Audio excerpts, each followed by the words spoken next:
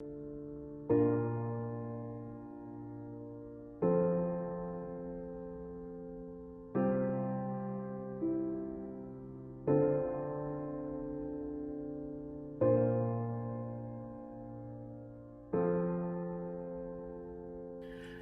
would say about Danny Johnson is he's not a quitter. He keeps going. He's like whack-a-mole. He gets whacked down and he pops back up even better than before.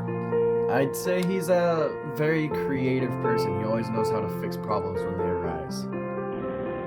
He can fix anything. If I have car problems or something that needs to be fixed, he's the first person I call. One word I describe my dad is caring. He's willing to take his shirt off for someone to help them out. He's a good teacher. Seeing how he taught me how to use the tools to build a fireplace, I know the students in Wendover are blessed to have him as their teacher. When I think of Danny, the first thing that comes to my mind is how courageous he is.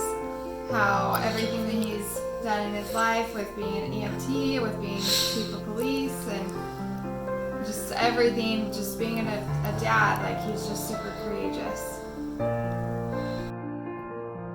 Son, he's always been there to do things for me, and I appreciate it, especially since I'm a widow. I hope every mother has a son as good as he is. Love you, Dad. One thing I can say about my dad is his compassion. He has so much compassion for everyone, especially his family. There's never a moment where he won't stop and listen or help us if we ever need it. Even if he's busy, he will always put down whatever he's doing and come help us. And I've seen it as a police officer as well. He has so much compassion for the people in this town. And I can see it as a school teacher. As he helps the students, he goes and does stuff on his own time and his own money to help the students. And he just wants to see them all succeed.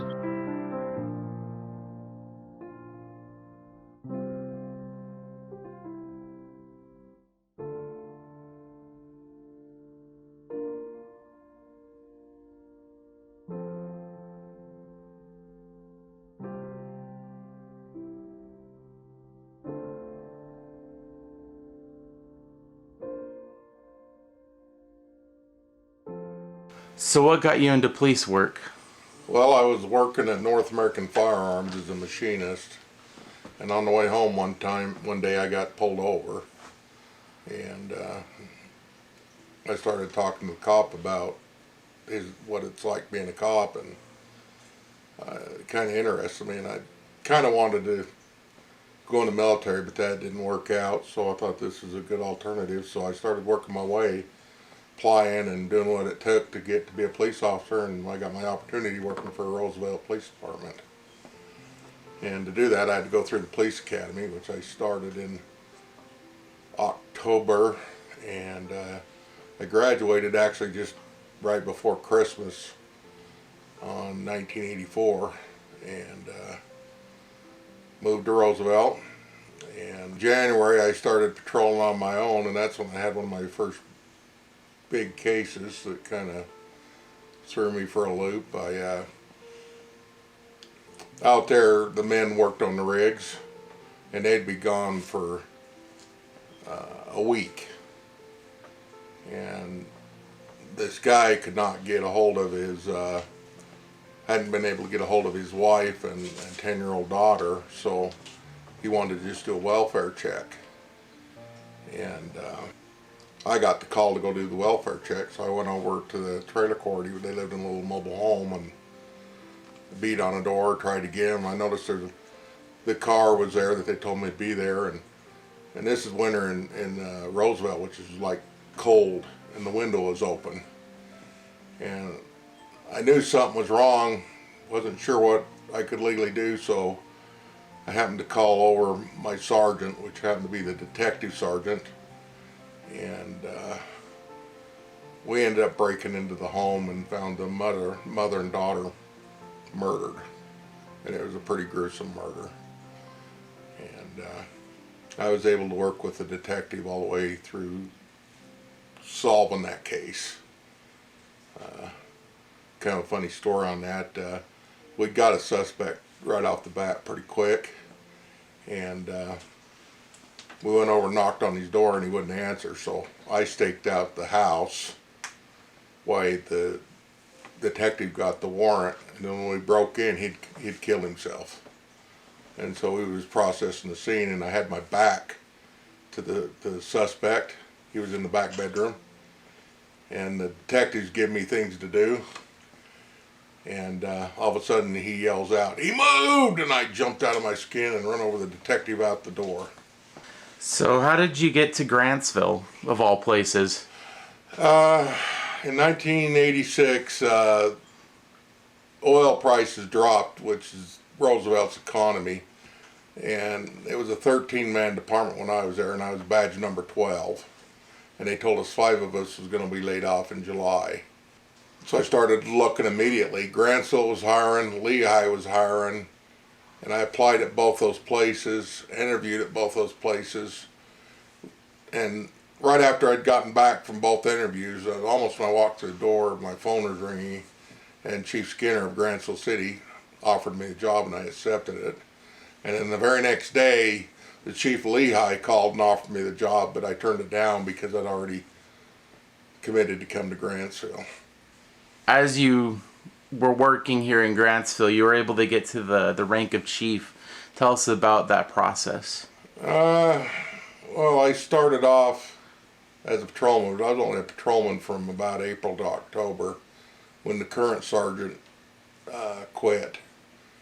And I was promoted to sergeant, which I did for about 6-7 years, I can't remember. Then the chief kind of got involved in some illegal activity. He was embezzling stuff, and ended up having to resign, and I got appointed temporary chief. And then when they finally got done with whatever they was going to do with him, they, when he ended up being charged, they appointed me chief, and I was chief for a little over 20 years. Yeah. So during your time of being a police officer here in Grantsville City, you became an EMT and a fireman. So tell us about what led you to do that. Actually, when I was hired as a patrolman with Grantsville back in April of '86, it was mandatory I joined the fire department. And that was just expected of the police officers to be part of the fire department. And I enjoyed being on the fire department, so it was no big deal to me, and I actually participated. And back when I was in Roosevelt, I kept getting these calls of these bad accidents or really sick people, and I didn't know what to do. So in Roosevelt, I took a first responder course. And when I come to Grantsville, I decided I wanted to expand that to EMT basic, which I did. And once I got my basic, I got it so when I responded to calls in Grantsville, I would know what to do when I got to these seriously injured or sick people. And the ambulance was hurting at the time, so they actually recruited me or twisted my arm into joining them, and then to help them even better, I become an intermediate, which means I could start IVs and intubate people and end up getting my advanced life support stuff. So now that you're retired, tell us what you're doing now. Yeah, I kind of got through a loop.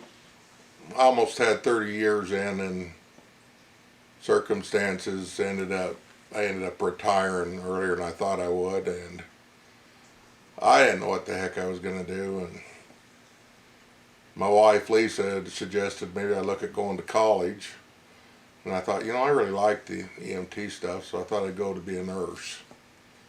And so I was taking all these basically science classes or nursing classes until I took my anatomy class, and I didn't do so well with the dead bodies. I figured by 30 years and seen enough dead bodies, so I abandoned the nursing program and finished my degree in general science.